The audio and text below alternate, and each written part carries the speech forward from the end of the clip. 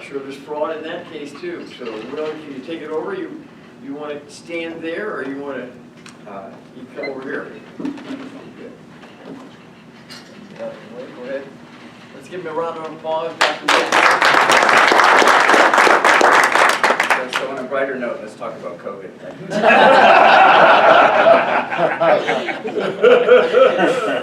So I'm Will Nields. I'm founder of Old City Direct Primary Care and Headwaters Health. I started that about 1.5 years ago.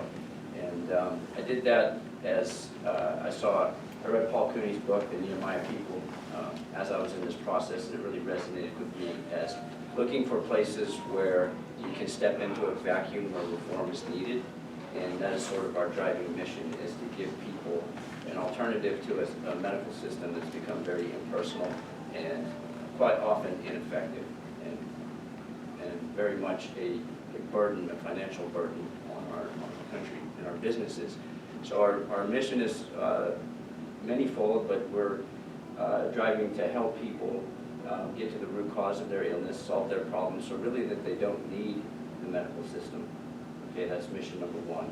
Mission number 2 is to provide employers and people that are paying for the insurance an option to the crushing medical cost that is hurting businesses, bottom lines, families. We're driven to help entrepreneurs, small businessmen, and I think we have a really good option for people.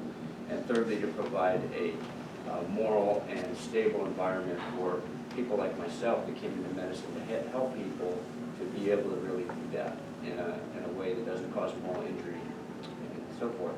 So that's what we're about. You know, I was 6 months into this and COVID hit, and you know, trying to get a handle on what's going on became a little bit difficult because he mentioned fraud. You know, I felt like I had the rug pulled out from underneath me when I see major medical journals like The Lancet, New England Journal of Medicine. These are journals where when they publish a report, it's the highest level of science. These are things that doctors look at and say, okay, I'll adjust my practice because that's been vetted. These are high impact quality studies. Can you speak a little more into the microphone? Sorry. So when we had major studies coming out telling us, don't do this, do this, and within 3 weeks they're dismantled as being totally fraudulent, it really left me very disconcerted and feeling like I'm standing on shifting sand, trying to figure out how to advise people. So I'm just being transparent here. I'm telling you that as I look at the scene now and the medical information is coming out, I can't really trust anything. I've got to dig into everything. So what I'm going to tell you here, it may not be mainstream.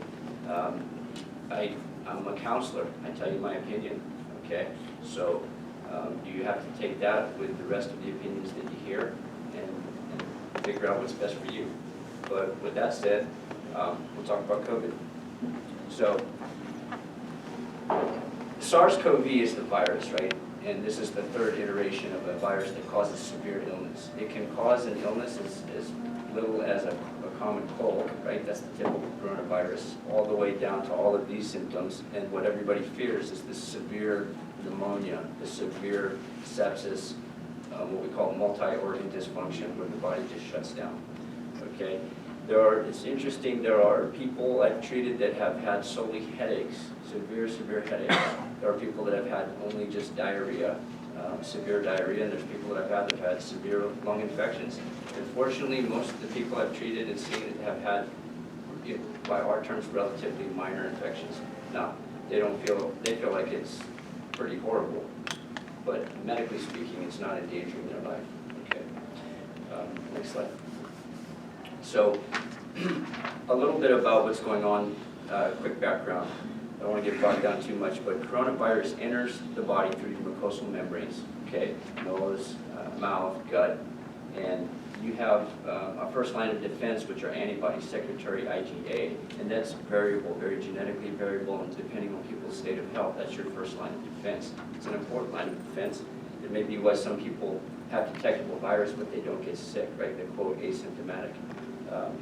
Then secondly, the virus gets into the cell, and COVID has an ability to sort of like a Trojan horse, sneak in and sort of blind the immune system while it sets up shop, okay? And it expands quietly, and before the body knows it, it's taken over a big chunk of territory, we'll say.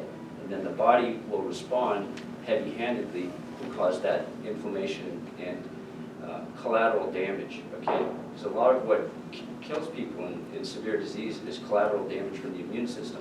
It's an immune system overreaction to this bug. One of the ways COVID blinds the immune system is through a particular enzyme that requires vitamin D. So this is the place where vitamin D is so important. If you're low in vitamin D, your immune system can't see COVID. It comes in and it's having the run of the place before you even know it's there. So that's just a little interesting piece of the puzzle. In a healthy response, you have the immune system contains and neutralizes the infection. In an unhealthy response, the immune system overwhelms the body, and you have this cytokine storm where you have unregulated inflammatory processes that just damage the body, the host. Next slide. So those are the different ways that COVID can manifest. Now it's very interesting, on the bottom you can see the different risk factors for COVID. And this is really where, right off the bat, very early on, I recognized, well, Dr. Deb will be talking a lot about this later, but we really have the way we practice medicine in the functional medicine realm, and the root cause stuff, really addresses this. These are lifestyle factors. This is things like hypertension, obesity, diabetes. You know, these are inflammatory conditions that are driven by our daily habits, okay? Feet, forks, and fingers, we say. Feet, how you move, forks, way you eat, fingers, what are your substance uses like, okay? Those are the factors that are driving these risk factors for bad outcomes for COVID. And if you think about them, it's because they drive inflammatory processes in the body, okay? So that aligns with the idea that aging is a risk factor, because in aging, they call it inflammaging. The immune system has this propensity to over-respond, and I can't say I fully understand it, but they've been writing about it for the past 4 or 5 years. So all of these, you have to understand that if your body is in an inflammatory state already, okay, you are sort of like the dry Sierra Nevada, and a lightning bolt hits there and it's tinder, it goes up in flames, versus maybe a Pacific Northwest rainforest, and your inflammation levels are low, and you're calm and cool and quiet, and lightning strikes, there's no fire, right? So that's a big piece of this puzzle. So the very first line of COVID should have been from the public health officials: get healthy, all right? Quarantine, get out and exercise, eat your vegetables, right? You know, that liquor store that's open, maybe not the best way to deal with the stress, right? Right. So essentially what I'm saying is that we missed an opportunity to stem off a lot of bad outcomes by not taking the public health stance that, hey, Americans, we need to do a little better in taking care of stewarding our bodies, right? So that's number one. And that's where you see on the fatality risk, on the left side where you have a low risk, youthful immune cell composition, it calls itself, and then biological age is very much determined by your habits and your factors, how you live your life, okay? So Deb will get into the diet that we recommend: exercise, sleep, hydration, stress management. It's way too big for this talk, so. Okay, so he asked me to talk about the vaccine. That's a hot topic. So I want to give you a little bit of back information about how this vaccine works, and just so you can make your own decisions. So it's a new technology. They've studied it for cancer lines. They've studied it in small clinical trials for other infections like Zika. But this is the first time it's been rolled out to the huge public, right?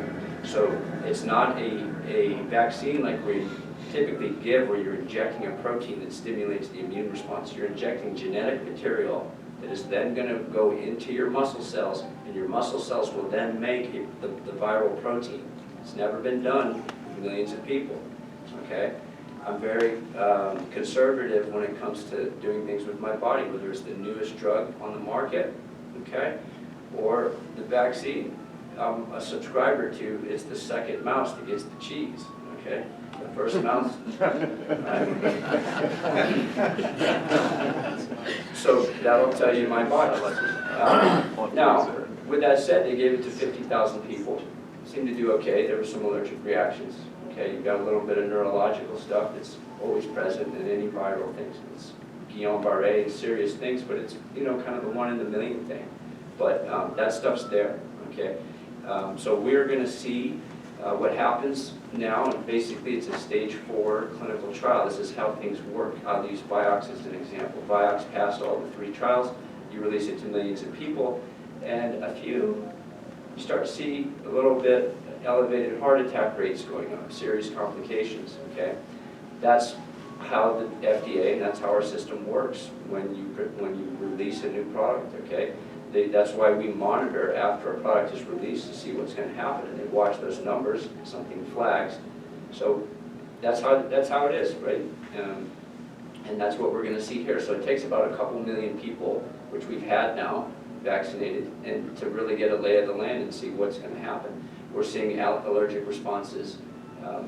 There's a theoretical risk of an over-inflammatory immune response later, maybe like next year's coronavirus. They saw that in some animal models earlier on in the vaccine development. It's all theory. I'm just saying it's early, and if you're not really at high risk, maybe this isn't the best strategy, because I'm going to show you that I believe there's a better strategy in vaccination. So a couple other points. This is a big point. I think there's a lot of misconception about what the vaccine trial showed. The end point that they set up to study, this is what this vaccine trial can prove, is that this will prevent cold symptoms, cold and flu symptoms, okay? It didn't measure how many people were hospitalized, how many people died. That's not on the radar. That was not proven. The thought is that it will pan out, but that's not science, okay? So they had, you know, a large group, some 50,000 people or so in each trial, and out of those they had maybe 100 cases. Okay, so you're dealing with a very small population, and that's susceptible to random chance variations as these things get bigger. So I'm just saying the trials are pretty weak as far as evidence of proof, okay? That it's going to help you in ways that you want it to help you. The shot itself gives you cold and flu symptoms, right? So we're giving you a cold and flu symptom to prevent a cold and flu symptom. That's what they've proven. Okay. It's not been proven to prevent the spread of disease. It has not been proven to prevent severe disease, hospitalization, or death. Okay? And then lastly, this is a problem systemically. We're relying on these PCR tests, which are very dependent on how many cycles that you run them. Okay? We take a little sample, we find through a DNA probe, we find that protein we're looking for, and then we amplify that. Depending on how many times you amplify that on a logarithmic scale, you know, it's 2, 38, and 100 and whatever, you know, it goes up logarithmically. You can find this stuff in anywhere. When they do these multiple cycles, you can find HIV in 40% of people, okay? So when you cycle these tests 40 times, your specificity, which means, do I rely on, is this a true test, is this a true positive, is down about 1%. That means for every case you find, every true case, you call 99 cases false. Well, that 40 cycles is what was set by the CDC, okay, as we're going to run this test 40 cycles, and that's going to detect a case. That doesn't work so well. If you run the cycle 17 times, you have 100% sensitivity. Most scientists agree that the test should be run maybe about 30 cycles.